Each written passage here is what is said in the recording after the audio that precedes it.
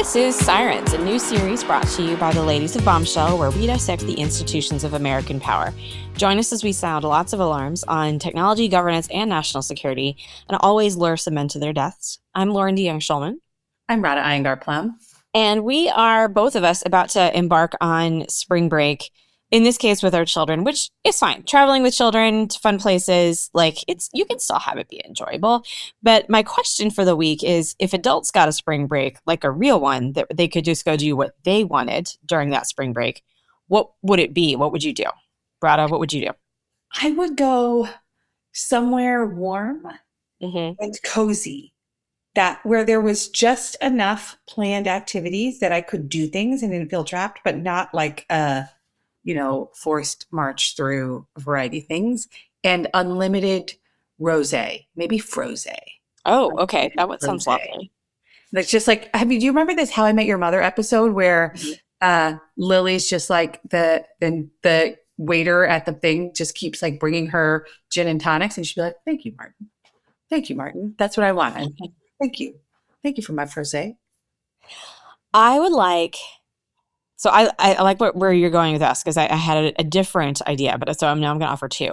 So my build on your idea is that you are in, a small town somewhere, let's say like a small town or city or mid-sized city in like France or somewhere in Europe, or maybe even Maine, who knows? And you can wake up and you go have breakfast at a little cafe, and then you walk less than 2 blocks. And there's like a lovely little gallery that you can go to. And then you walk another less than 2 blocks, and there's a nice little park you can stroll through. And then you have lunch, and the waiter, like you just said, not only brings you lunch, but just says "Oh, here's a little Amaro, the special for you, because the chef thought you might enjoy it. Or here's this special dessert." And then you just happen upon this amazing dinner place to enjoy fancy stew or something like that, and just and bring a book with you, of course. That would be one version. The other I thought of is I imagine the Amalfi Coast. I have never been there, but I feel like this is what it would be like. Mm-hmm. My other version would be having adult camp, and having summer camp where there's some activities you can do, but then there's also just unlimited spa treatments too. So you can spend the morning doing archery, and then you spend the afternoon doing a body wrap or something like that. Stuff like that. I feel like this could be a totally doable thing.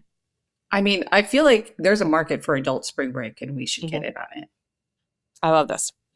Okay, there's a lot of great gossip going on in the world today, and really, it's a shame that we're on spring break because there's plenty of cocktail party fodder for us to discuss.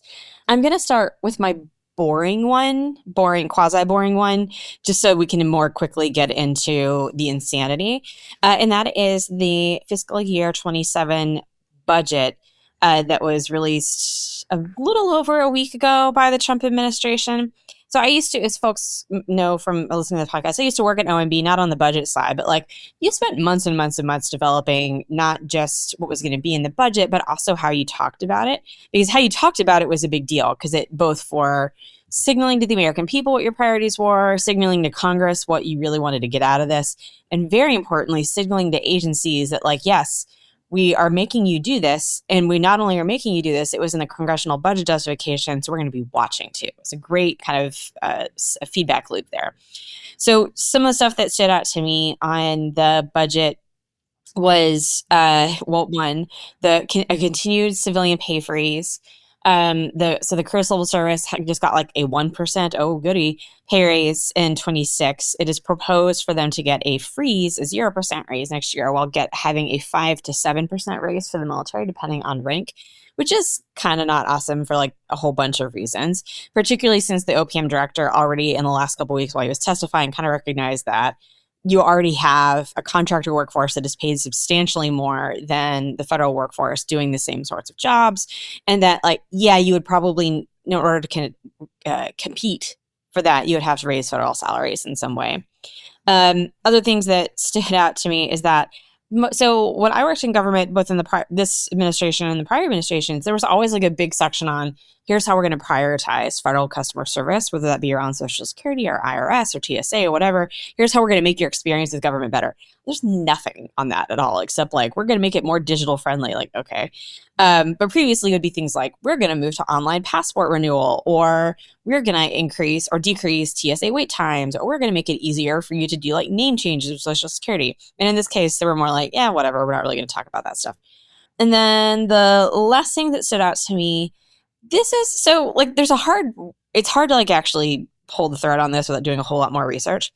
But there's a lot of places where a budget in a particular office would either stay steady state or go up, while their FTEs, the number of people working there, would go down, which usually means we're going to be spending a whole bunch more money on contracts. And I think this is worth watching in this administration, where as they are decreasing the size of the federal workplace in some places, they're doing a whole lot more outsourcing more expensively and almost certainly with less effectiveness there. So worth watching in places like VA, Social Security, and elsewhere. Okay, Radha, what is your first? It's a Jill. Well, I will start with the kind of amazing set of stories on various kinds of tech founders. So there was a piece that came out by Ronan Farrow on Sam Altman. There's another piece by John Carreyrou on the founder of Bitcoin. And both are like really worth the read. So let me start on the Farrow piece, which basically covers the rise and fall and rise. The rise and fall and rise? Rise and fall and rise and fall and rise and fall. Of Sam Altman. And it goes through what I would say is like a truly wild series of events leading into, and it has like, I mean, it's like Ronan Farrow. So it's like well sourced. It's got people inside and outside, people worked with him, and even interviews with Sam Altman himself, describing him as having a consistent pattern of lying. And my favorite quote in it is like, he has the two traits almost never seen in the same person: a strong desire to please and be liked in any given interaction, combined with a sociopathic lack of concern for the consequences of deceiving someone. So basically, he just says, according to the piece, whatever he wants. And what that goes to the tune of things like saying that this safety team is going to get 20% of the available compute, and then it gets like 1%. Oh, or those are different things. Very different things. And so, somebody had compiled these many pages of Slack messages and internal documentation, turned them over to the board of OpenAI, which again, at the time was a nonprofit. It is now in the process of becoming a for-profit. And they fired Altman. And basically, Sam Altman made a back channel deal with an investor, Thrive Capital, who made the condition of their investment be his reinstatement. And then he did. And so then all of the investigation on those claims were done by an external law firm with only oral briefings, no written report or written documentation produced.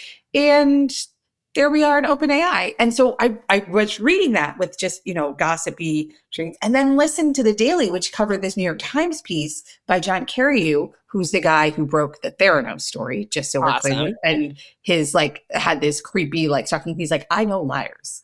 And it goes through his evidence for the founder of Bitcoin, who has got an online or a pen name of Satoshi Nakamoto, and making the claim that it's this computer scientist, Adam Back. The key here is that the creator of Bitcoin mined a bunch of Bitcoin in the pre-Bitcoin era, and so now has secret stores and stashes of money. And so he goes through all of these online forum postings and writings by this guy, and basically finds these unique patterns of word choices, specific phrases, specific errors made over and over again. And so it's Back has obviously denied it. The crypto world is saying it's not true, but the documentation is pretty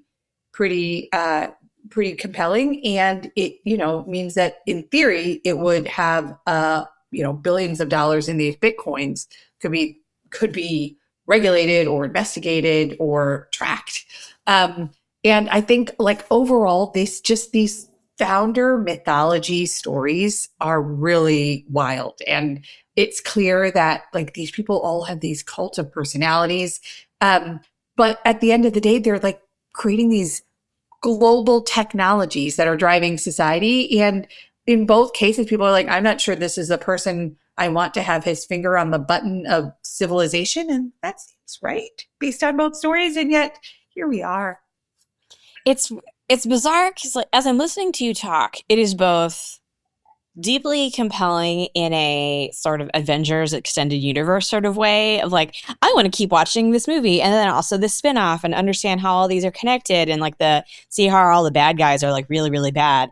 And then you're like, but this is the world I live in and they are gajillionaires who are controlling and influencing everything. I don't feel great about that. And how do we get out of this movie? I don't know. I mean, it seems like at least in both like those communities, the lack of accountability for these types of figures is a feature, not a bug. Like it's how they get to be their genius, transformative disruptors. And I wish things disrupted quite this much. The feature, not a bug piece is just fascinating. Like that you would like inherently have to have shell game quasi-psychotic tendencies in order to get this thing going. Right. And are somehow, even though you get caught over and over again, are still allowed to keep going. Anyway, it's amazing. Okay, well, I have my own version of this week that I just really enjoyed this so much.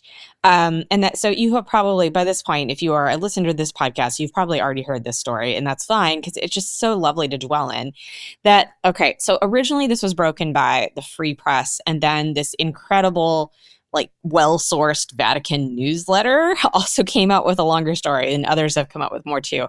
And that is that the short version is that the Office of the Undersecretary for Policy, the Pentagon, which, to be clear, is like a big deal kind of in the national security space, but not like in the global sense of the word, big deal, I guess, summoned the papal nuncio, which is basically in the United States, which is basically kind of like an ambassadorial function, but more. So it's both ambassadorial, but also like representing Catholics in the United States, to meet him or to meet this office in order to basically be like, the Pope's foreign policy that he's been talking about is super uncool because it's either a direct or a subtweet criticism of the Trump administration.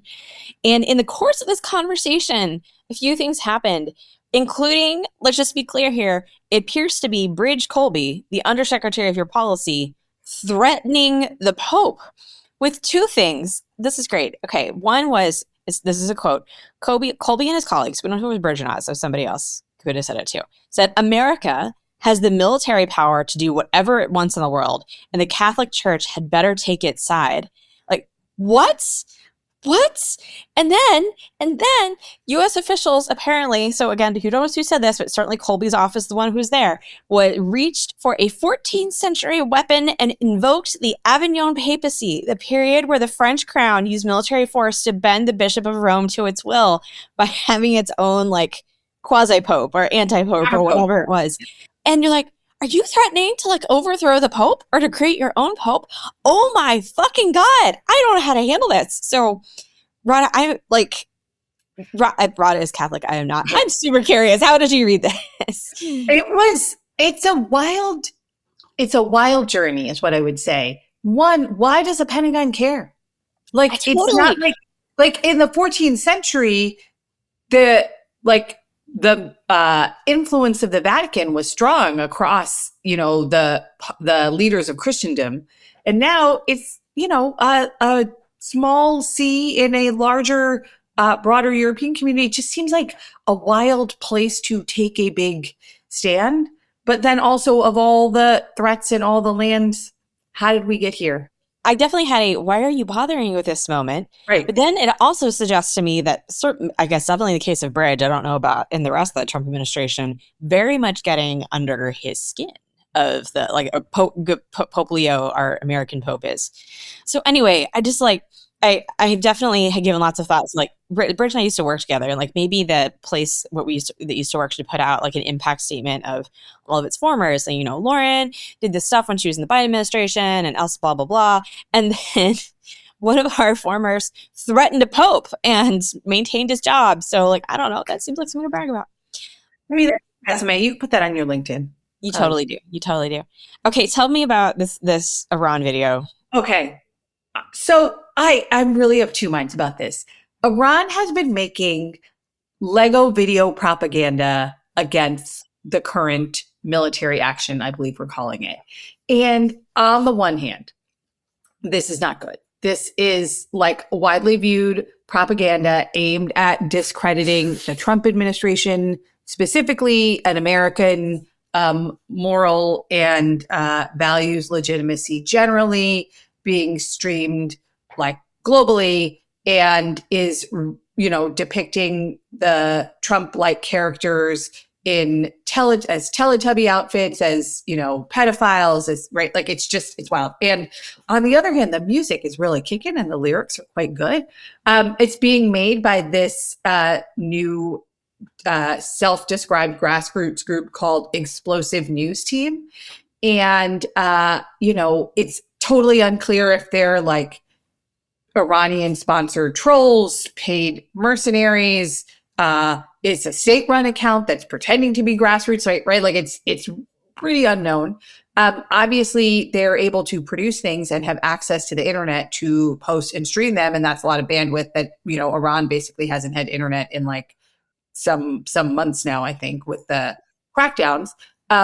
But on the other hand, it's extremely well done, right? It uses these Legos. It has catchy lyrics. It's trying to weaponize American pop culture against the American audience. And I think what's particularly noteworthy is both the propaganda from that and the messaging from the Trump administration is targeted at the American public and American sentiment, or America and American supporter sentiment.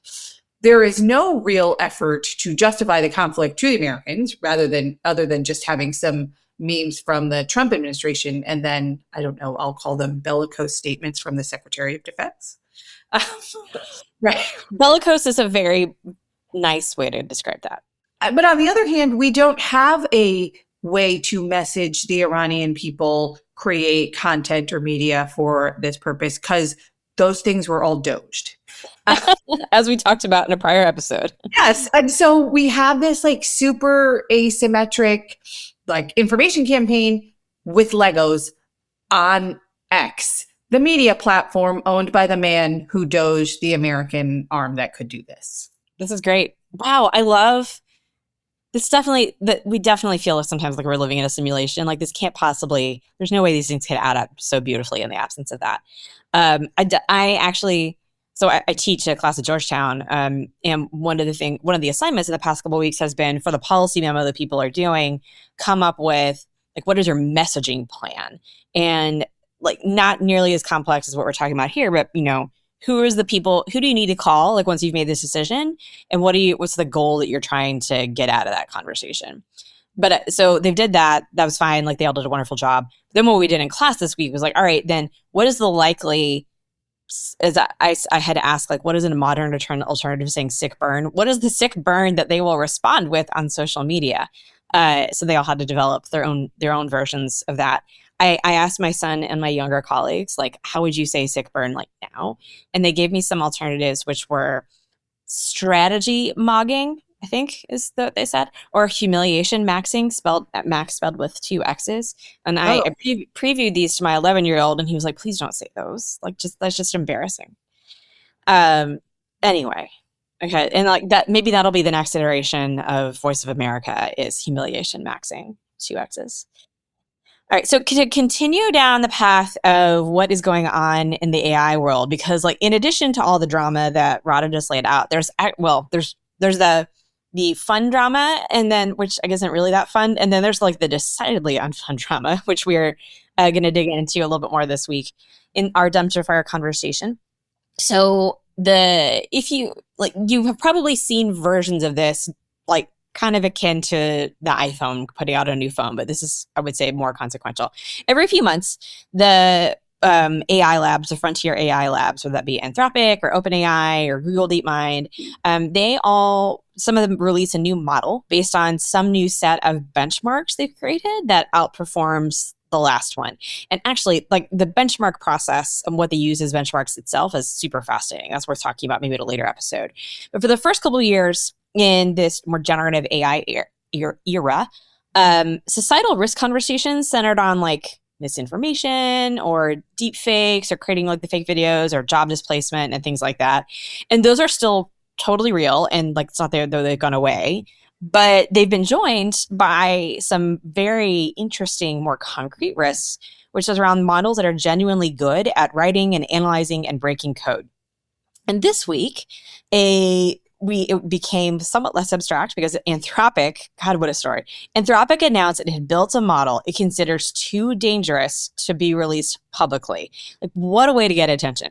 And the response was pretty intense from the Fed chairman, the Treasury Secretary, a bunch of banks, the cybersecurity industry, like all of them. It suggests that like the national security establishment is actually taking this quite seriously, even if there's debate about if this is actually real or if this is just like a new posturing that Anthropic is doing after all the drama they've had with the Trump administration. So let's take a step back before we get into like what Anthropic did, though that's really interesting, to talk about this overall ecosystem, because I think the cybersecurity implications depend on which part of the AI landscape we're talking about. So Radha, give us a map here. What's going on? Yeah. So let's start with the frontier model. So this is the most powerful, most expensive model. So Anthropic, OpenAI, Google DeepMind, to some extent Meta and XAI.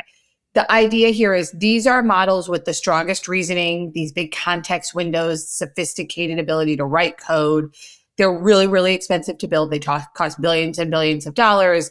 They're kept behind a competitive moat with APIs.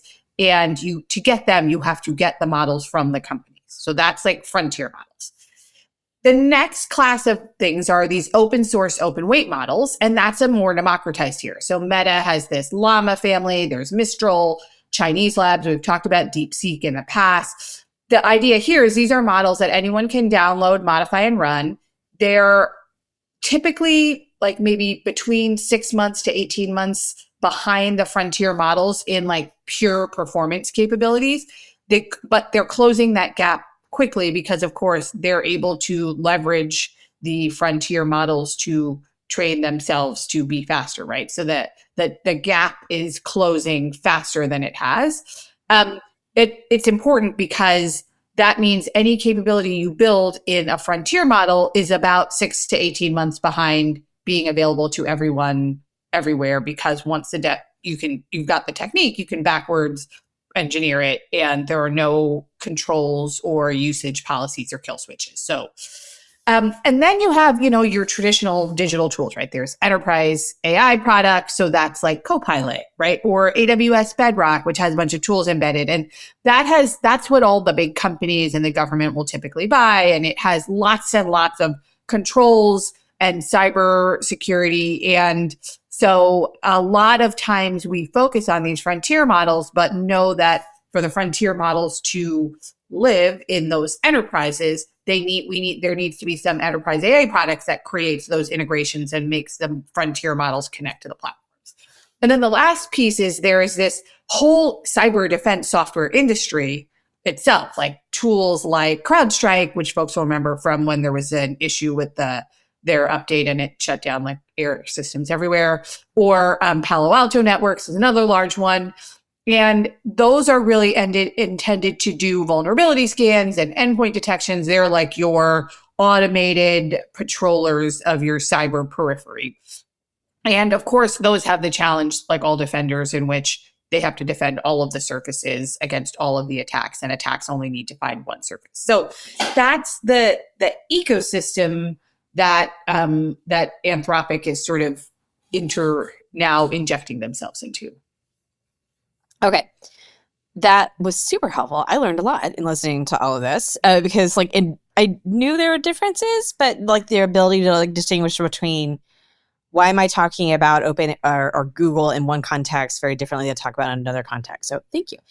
getting closer to like why we wanted to have this conversation, how is AI changing this security landscape overall? Because cyber has and obviously continues to be a big issue. So just like what is actually different here than we might have been talking about 5 years ago?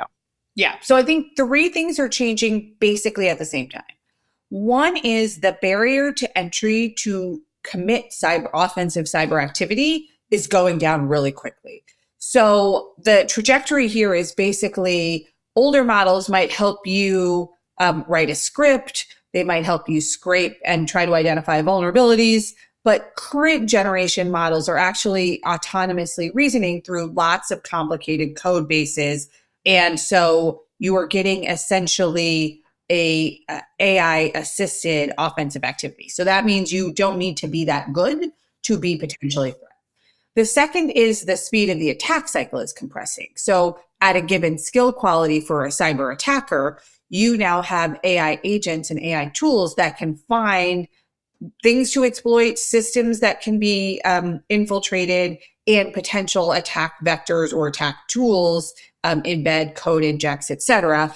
All of those can be created at scale now where in partnership with the human, that means that the volume of activity for any given hacker goes up, right? You don't need to be an elite hacker. You only need to be pretty good at prompt engineering and you can produce lots of things.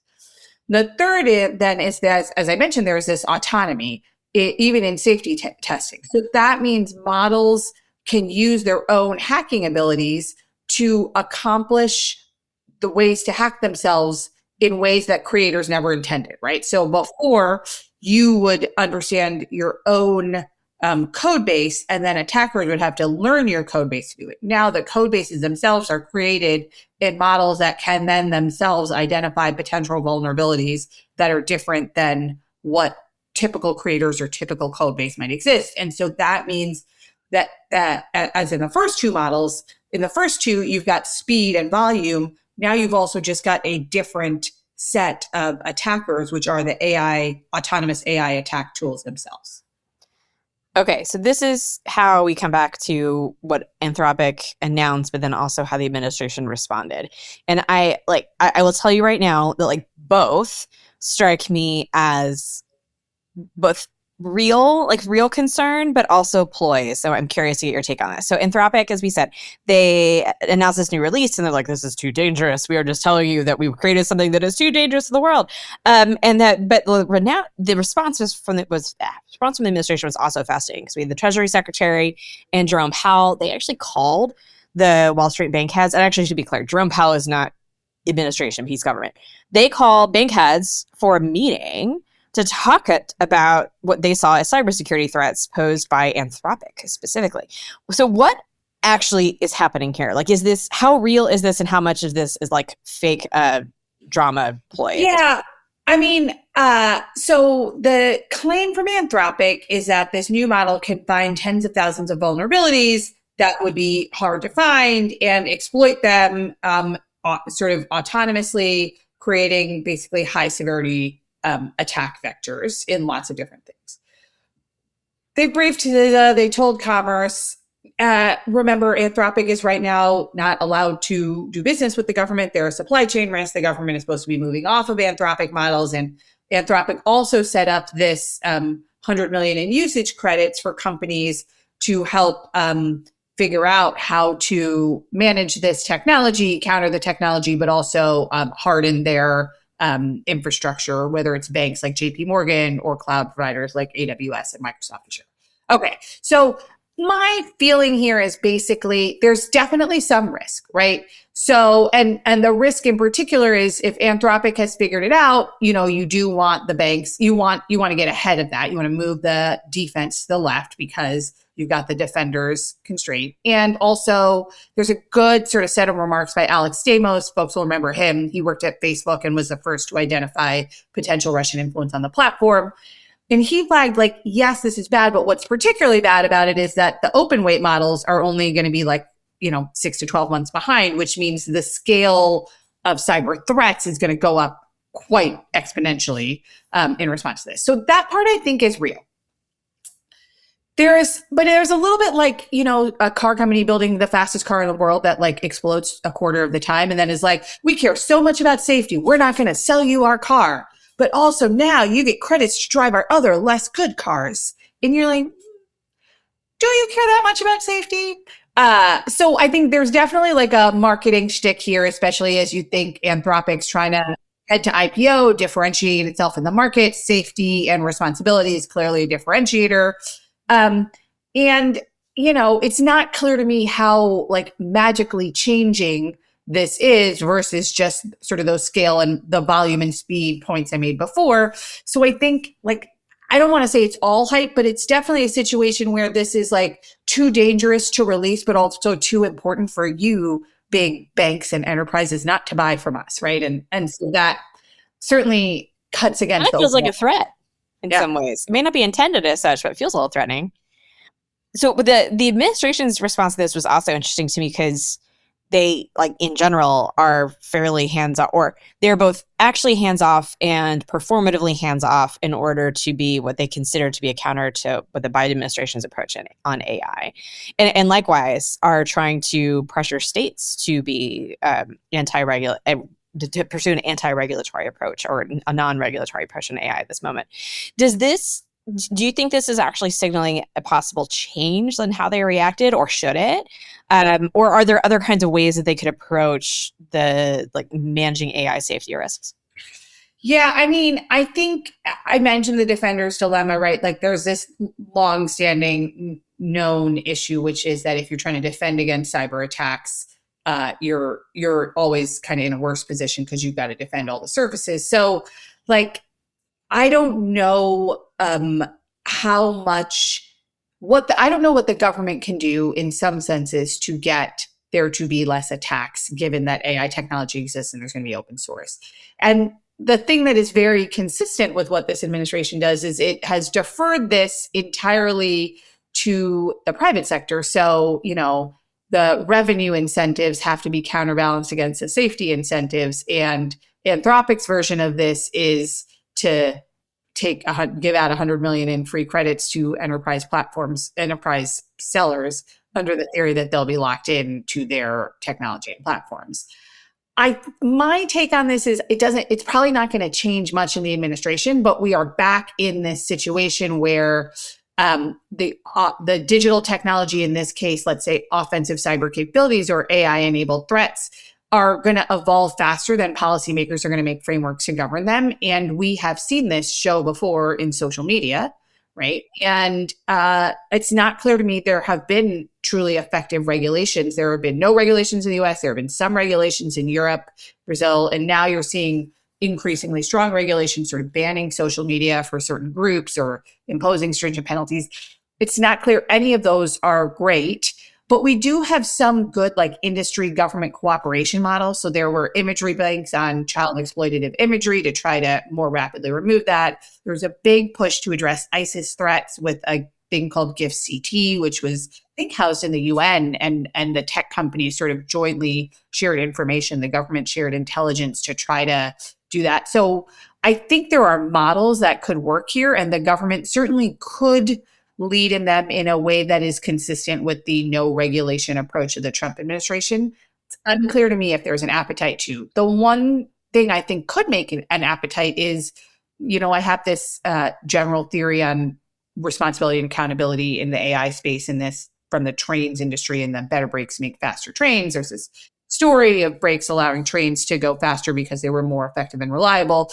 I think if you can really land that this safety or this cybersecurity is a key accelerant to AI adoption, then the revenue and safety incentives start to line up. And that's where I think you might get administration and industry engagement to try to speed it. So that's kind of my best case optimistic scenario. It has only worked in a handful of cases in social media. You heard them, like child exploitative imagery, ISIS beheading videos, right? So they're pretty extreme, but this maybe starts, the cyber threats here maybe start getting in that direction. Yeah. I love that better brakes make faster trains analogy there. I think that's maybe a tough sell in this administration, but and also in this, given the odd dynamics that we talked about in this overall industry, maybe challenging to be persuasive, but still Really, really fascinating. So we are going to move on to warning signs, where we have a fantastic guest, former colleague of Radha's, and then I guess current colleague of both of ours, but who will be talking about workforce reform. All right. Well, this week on Warning Signs, I'm very excited to say that we have a former colleague of mine and an expert who has really done all the things. So we have with us Margaret Mullins, who has spent her career asking what seems like a simple question, which is why the government doesn't work as well as it should. And Margaret has done all the things and seen all the government. We were just talking before this on like, how has she done all these things? She's a former officer. She served in the Congress. She was a senior advisor at the Pentagon to the Deputy Secretary of Defense. And now she's the Director of Public Options and Governance at the Vanderbilt Policy Accelerator. And she is working on something that just doesn't get enough airtime, which is the people problem, and specifically how our personnel and civil service system impacts the government ability to deliver and what a mission-built workforce might actually look like. And so we are so excited to welcome Margaret to Sirens. Margaret, thank you for joining us. Radha, thank you so much. I'm so excited to be here. So maybe we could just start with kind of the core kind of tension or trade-off in your thinking and writing between things like political control or political influence and institutional capacity. And at a time when, frankly, public trust in a lot of these institutions is pretty low, and every administration, we're in a wild pendulum swing here. Kind of what are we actually doing today? How are we optimizing? And what are the trade-offs or problems? What are we losing as a result of it? I think trade-offs is the key word. And as I was writing this report on both the history of the civil service, but then offering some recommendations of where to move forward, what I came across in all of the literature around reform, but also in the history of actions taken by Congress, but primarily presidents, are two core tensions. One being centralization versus decentralization, generally of policy, and then the second being responsiveness, largely to the president, and then the concept of neutral competence. And I think that those are the second has been at the center of most reform since the creation of the civil service, and it's actually part of how we ended up with the civil service as we know it today, which is a body built off of the framework of neutral competence, where you have a bureaucracy that's intentionally created to operate outside of political constraints. But I think that in the United States, where you have sort of the construction of a political elite that comes before the manifestation of an administrative state, you end up with this constant push and pull of whether or not the bureaucracy itself is meant to be primarily responsive to either the legislative branch or the presidency. And then over the course of the last 100+ years, as we've seen in lots of other literature about governance, a draw and a centralization towards the presidency itself. And we're seeing that sort of in its epitome today with the manifestation of the unitary executive theory. But in many ways, this emerges in civil service policy as well, because what presidents realized is that the civil service is a great way, particularly professional civil service, is a great way to get things done.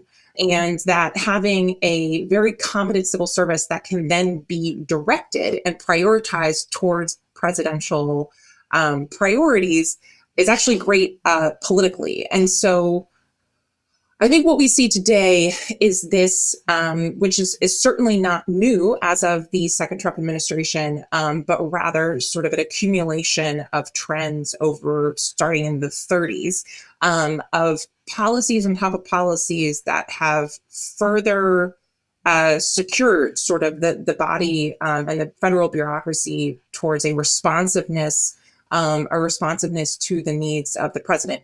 And I think that, the epitome of that today is changing of the ECQs, the evaluative questions for senior executive service members, senior executives in the government who are the majority of whom are non-political appointees. But one of the questions now, the core evaluation question, is not their implementation of the law, but rather how responsive they are to presidential priorities. And that's a fundamental change. And so I think that became very clear in the history, and we are now swinging more towards a federal bureaucracy that will be politically responsive at the expense of a neutral competency geared towards implementing not just presidential priorities, but also critically laws passed by Congress and implementing those free of prejudice.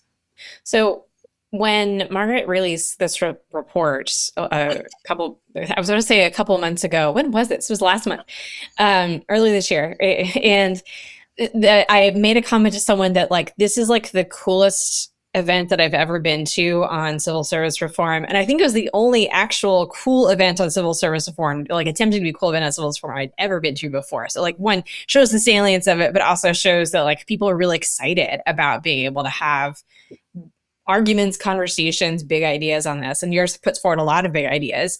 One of which is that you argue for a civil service that is built for the mission, which with more agency level authority over hiring and personnel. And it's worth seeing, our audience has heard us say this before, but there are, several 100,000 civil servants. This is the largest workforce in the country. A friend of mine says that like any job you can think of in the economy, more or less, exists in the civil service with some exceptions. And some of them are uniquely there. So it's not just all folks sitting in a cube. It's not all the same kind of roles. There's so many possibilities that you see in terms of the work being done. And agencies aren't just cabinet agencies either. There's like many, many others that you may not think of day to day. So tell me more about what you mean by that built for the mission. Like, what is that trying to correct for, as you talked about in the current system, of that more centralization? And how does it show up? Like, how does that lack of mission built workforce, how does it show up in terms of like some of the failures we might see?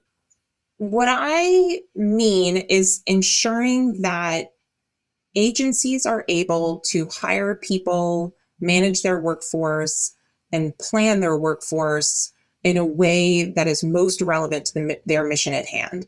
And rather than, for very good reasons, prioritizing portability and equitability across the entire federal government, focusing on what specific policies are needed by agencies. And I think that this already occurs in many, many, many ways. And Congress and the executive branch have recognized a number of years ago that financial regulators needed a lot of freedom to develop their own personnel policies because of the role that they were acting in the performing in the financial sector, that the intelligence community needed a lot of flexibilities with their personnel processes, that the post office needed a lot of flexibilities. The Defense Department has a million flexibilities. And so what's happened over the years, because there's been a failure to enact comprehensive civil service reform, and that even those attempts at bringing forth large-scale reform, most recently in the Civil Service Reform Act of 1978,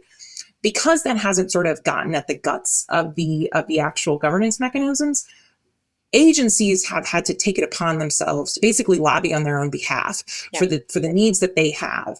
And what's happened is you have a system of have and have-nots within the agencies themselves. And so you have some agencies who have the political clout and the mission prioritization with Congress and the White House to get sort of the policies that they need and the tools that they need to do well. And then you have some agencies that just don't have that. And so they are in a very rote system that is geared towards core, very good values and very good priorities, but not malleable to each individual mission. And so I make the case that bound by a concept of values, of neutral competence, of apolitical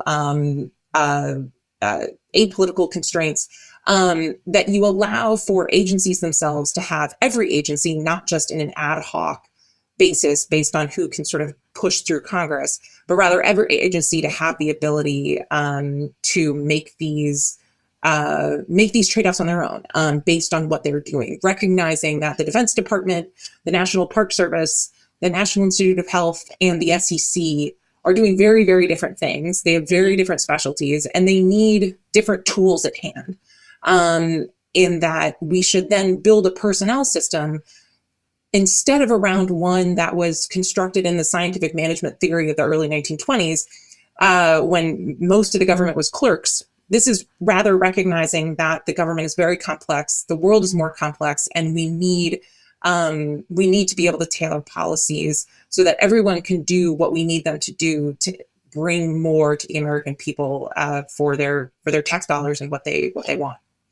So I want to ask in a second about like why, I mean, given the importance that you're making the case of the workforce and the role that they play, I'm asking a second about like why hasn't big change happened and in whatever direction. But first I want to like push on this a little bit in terms of the decentralization, because you make a very compelling argument about the mission orientation of the work. And I actually think that a lot of what you're describing could help rebuild what is called in the scholarly world public service motivation in a stronger way by having more of that centralized mission ethos for how you hire and manage your workforce. But there's a lot of folks who hear this and they're like, oh, no, this is that, like, we need to have everything exactly the same. And that is like doing the things that the way Margaret is describing could create challenges. So I'd love to hear you maybe articulate some of the risks that you've heard of like this going wrong. And like, are there risks that you kind of thought about, and how would you kind of push back against them, or how do you think we can mitigate some of those risks if this came into being? Absolutely. And I think, the answer is, of course, there are risks. And back to the first question, everything is always a trade-off. This is in the same way there are trade-offs. And so prioritizing flexibility comes at the expense of portability of jobs. So one agency may create more flexibilities around a specific job that they prioritize. Another agency might. Right now, we have a system where, even though I would argue that it's not actually equitable across agencies because of different flexibilities that people have, but ostensibly there is equitability and portability across agencies, and we have sort of prioritized towards that. The idea that this might make this harder, that if one civil servant was hoping to jump from one agency to another, this could potentially decrease the mobility on what that and what that allows for. What I'd say though is that the answer, the current system doesn't come without trade-offs as well, and that you're not arguing trade-offs or a decreased ability in one section versus no change. What you're comparing is potentially a degradation of one pile over here. But the alternative is what we have right now, which means that you have hiring that works for no one. And because it works for no one, people pushing towards 1, more political appointments, 2, greater use of the accepted service, 3, more use of direct hiring authorities, or contracting out, or not using the civil service at all. And so the options are not pushed towards what is, could be considered by some a more radical change that decreases, portability of certain GS skills, but rather a system that is so deeply broken, has been so poorly invested in, that it decreases trust in government. And that what you're ending up with is systems that don't actually work and that undermine your ability to do policies in general, because people say, whatever, hands up, I'm going to invest in something else. Yeah, I would get calls frequently from different agencies that were arguing over like different kinds of like cybersecurity, as an example, cybersecurity hiring authorities, and the fact that just like it was impossible for them to compete against those agencies that had more flexible hiring so that they could pay them slightly more, or that had sexy missions. So like DOD and NSA have sexy cyber mission, or at least according to some people don't think so. They also had more hiring authority, more authority to hire, but pay people at a slightly higher rate in some ways. So like HUD would call me and be like, what am I supposed to do with this? Like, I don't have any ability to compete with that, except maybe to let them work remotely, which doesn't work in all cases. So last question for me, then I'll let Radha close out, and maybe we can do one small question as a final. Why haven't recent administrations like really tried to push workforce reform? Or maybe at the opposite side, like why isn't that Congress, like they're happy to complain, but like they're not actually making workforce reform possible? Like what are the incentives that keep pushing us towards just like the half measures that you talked about, like the agencies doing things on their own? I think it's two core issues. So the first is that governance reform in general that is not geared towards the advancement of political priorities has very low political salience. Voters just don't respond to it. If you say, I'm going to go in and clean the pipes of government, it's not a high ticket item.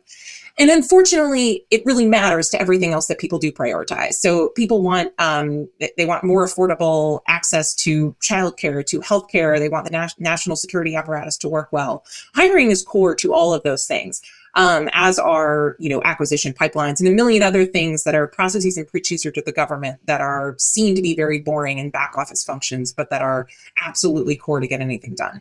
And so presidents and Congress, to the same degree, have very little political incentive on an individual basis and an individual motivations to enact some of these large reforms. And in interaction with that is that it's really hard. And these are really complex issues, and that this is something where the system has sort of accreted over time, and that there is no one quick fix. There's no one thing that's going to do it. You've got to really do big legislation, which is just really hard. And as we have a more polarized Congress with a smaller attention span for large legislation, and everything is happening in public, and we have a large committee structure we've lost sort of the nuances of the committee structure when we centralized those in the 1990s as well. You just don't have, you have less ability to pass sort of this large comprehensive legislation than we used to. And so combining the capacity needed to do very large complex legislation with the addition of the fact that it is just hard, and there's lots of things in tension with one another, and the fact that there's really no political benefit from the public, it just means that no one's really going to do it, because you're going to have to spend a lot of political clout, and you're going to get nothing from it. And you have to really just want to invest in governance, which is just not how the electoral system rewards people.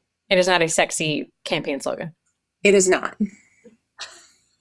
But they're a tiny mission. So maybe let me pull a thread of some of what you said in there, because I think the sexy part of this is that while people don't want to care about the civil service part, they care a lot about what the government does.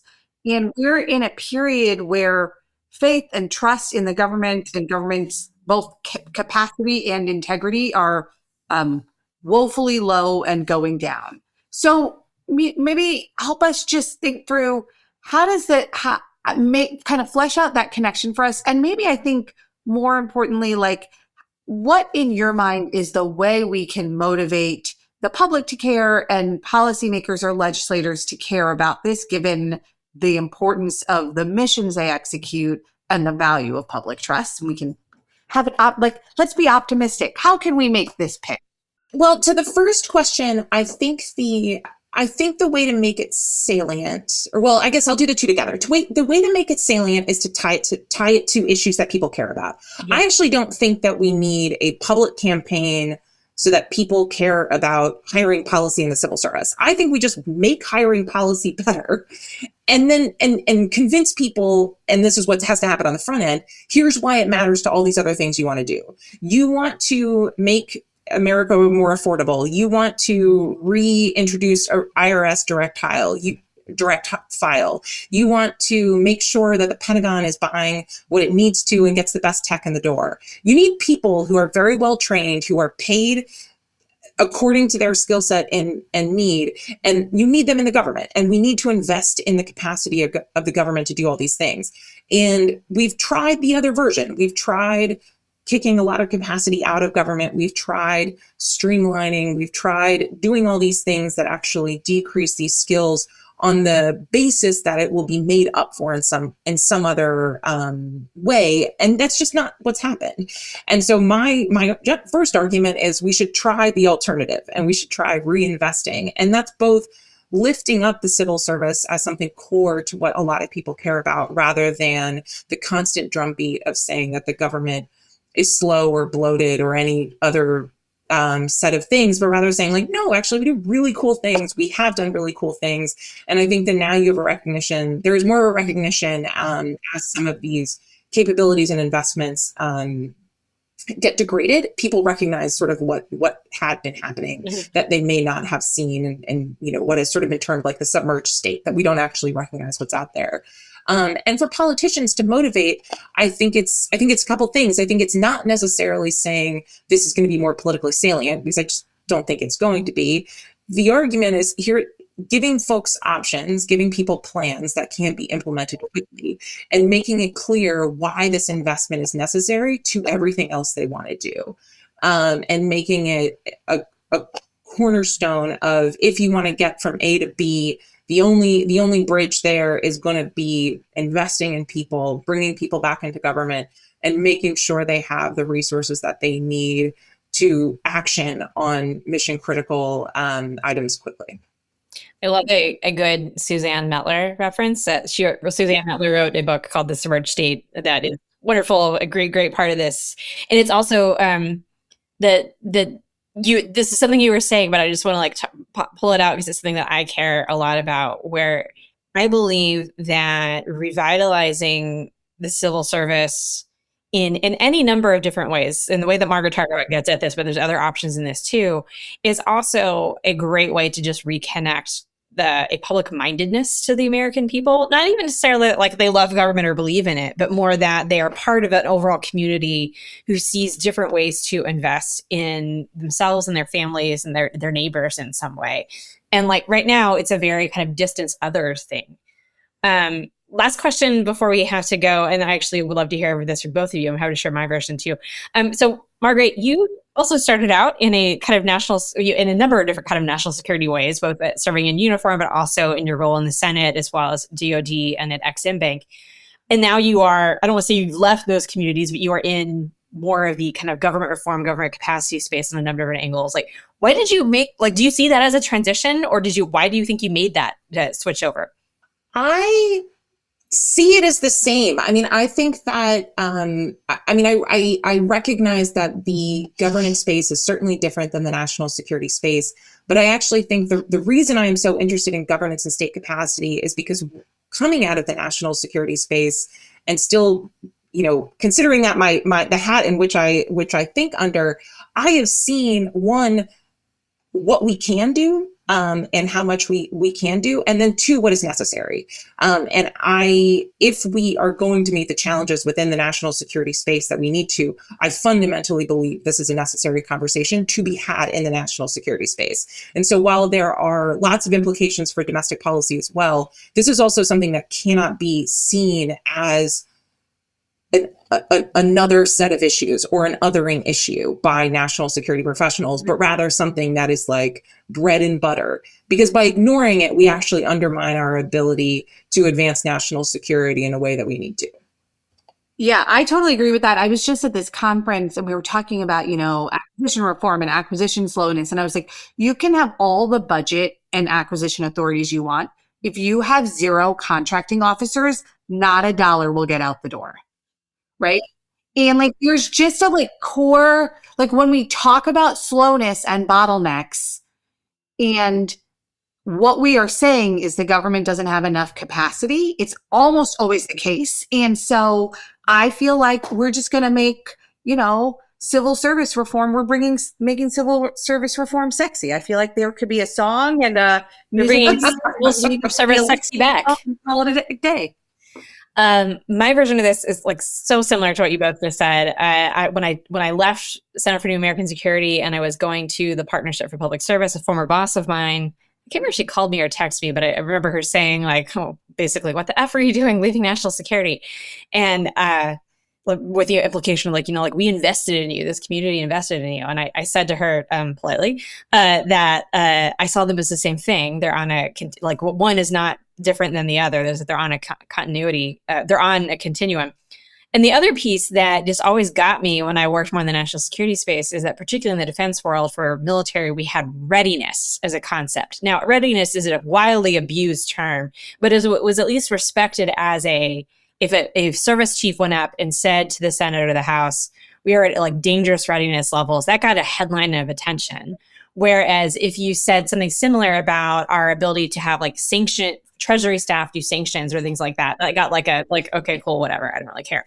And that mismatch just drove me nuts. So that is, I see them as part of the same, but I also want to have there be that same attention and care put into the governance space as there is into the uniform side.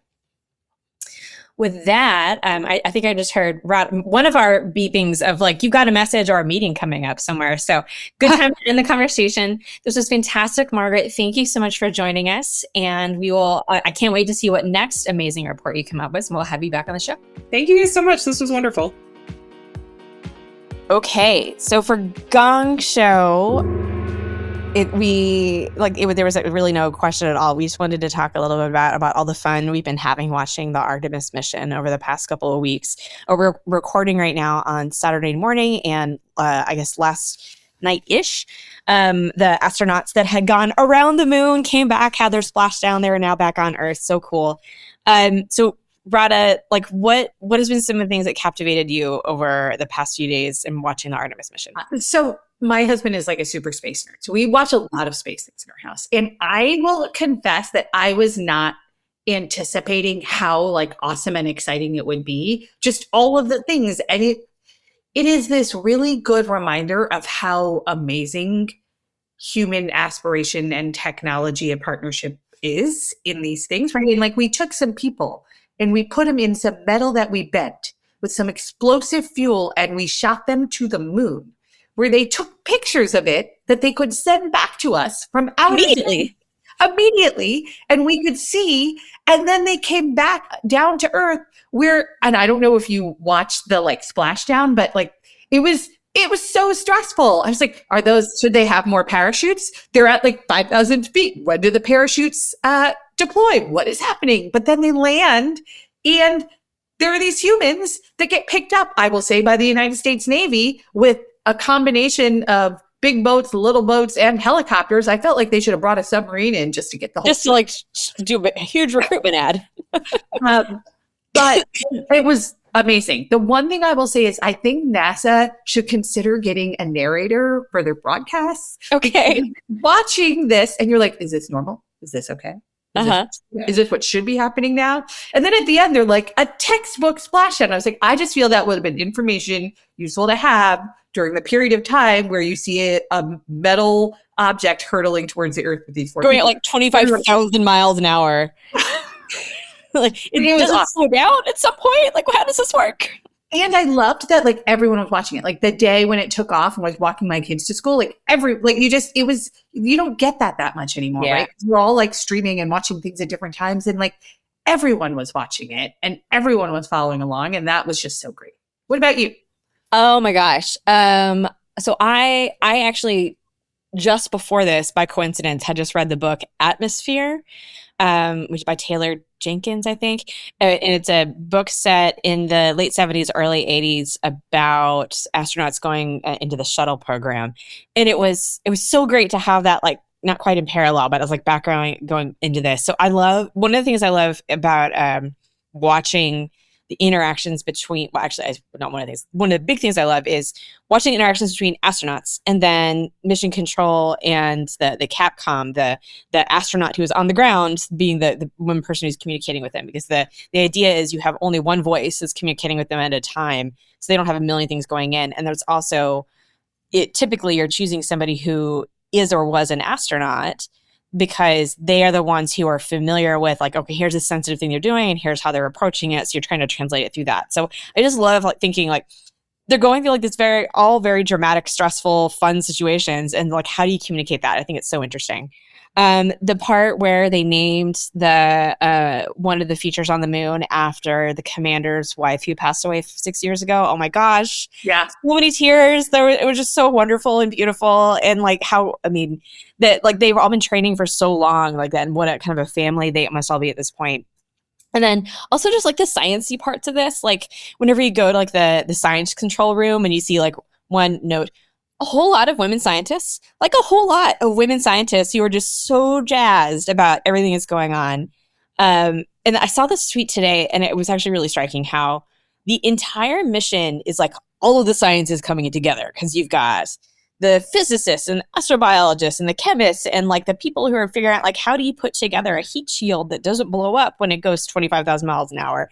And like, what a cool way that like we actually show the promise of discovery in the field of science and how we can work together internationally and so on. So anyway, yes, it was all joyful.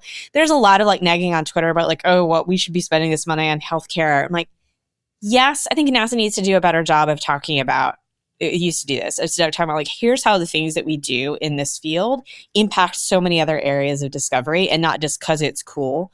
But also sometimes doing things because they're cool is good too. We should actually have that sort of sense of hope in terms of why we do stuff in this world.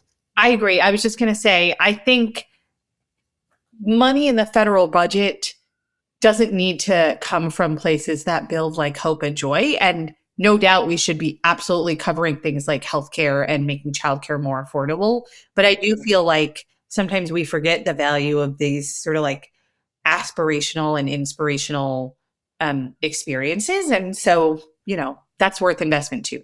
Yeah. And that so much, yes, there's some really, really cool things that have gone on in the private sector space industry, but the work that was done under Artemis, that would have only happened under government sponsoring it. There is no way that private industry does some of that work that is for the benefit of society and the joy of society at the same time. The private sector is just not going to do that. And I will just say, in a rare moment of like this started in Trump 1. Yep. It was continued through Biden, continued into Trump 2. And it really is like the continuity of like, it's not a thing that can happen in one term, in one president, in one, it's like, it really is a whole of government, whole of America experience. And so it's great. Even with a whole of North America with the Canadians. The whole of North America. Thank you, Canadians. They designed the shuttle arm too. All right, so that was joyful and delightful. I hope you've all gotten a lot of Artemis content, and maybe you become like a bigger NASA fan these days. There's like a whole NASA TV channel if you want to watch all the time, and they have amazing social media accounts. With that, thank you for listening. Come back and see us next time, and we'll chat soon.